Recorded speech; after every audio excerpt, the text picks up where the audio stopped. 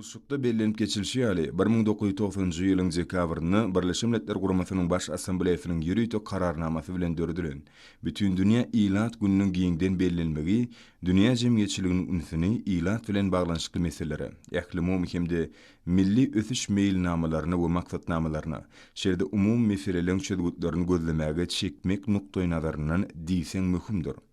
2024-nji ýyl boýunça bütün dünýä ilat hasabatan şu maksatlara gönükdirilendir.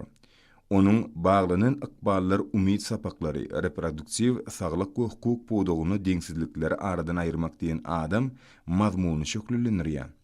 Dünýädäki häzirki ýagdaý we häzirki wagtda durly ýurtlarda adamlaryň ýüzbeýiz bolýan kynçylyklaryny umum sinmerýän resminamy adamlaryň aýratyn üns berilmeli esasy ugurlaryny keskitleýär.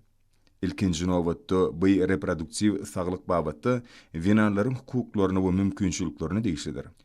Çykyşlarda bellenip geçilşi ýaly türkmen halkynyň milli lideri, gahrman Arkadamy tarapyndan başlanan we hormatly prezidentimiz Arkadagly gahrman ferdarmy tarapyndan üstünlükli durmuşa geçirilýän Türkmenistanyň parahatçylyk söýjülükli daşary syýasy ugry ähli hukukçylygyň we giň halkara hyzmatdaşlygynyň esaslaryny berkitmäge gönükdirilip, ýurdumyz bilen Birleşik Milletler Guramasynyň agentliklarynyň arasyndaky özara gatnaşyklaryň netijeli häýaty iýe bolmagyny şertlendirdi.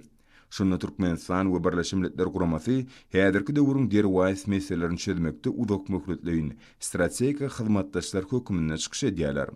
Şeýlelikde Birleşik Milletler Guramasynyň ilat gaznasy, Birleşik Milletler Guramasynyň durnukly ötüş maksatlary bilen ýakynan baglanyşykly Türkmenistanyň ileri tutulýan ötüş weziplerini çözmäge gönükdirilen köp sanly bilelikdäki taslamlar we maksatnamalary durmuşa geçirmekde hemişelik hyzmatdaş hökümine çykyş edýär.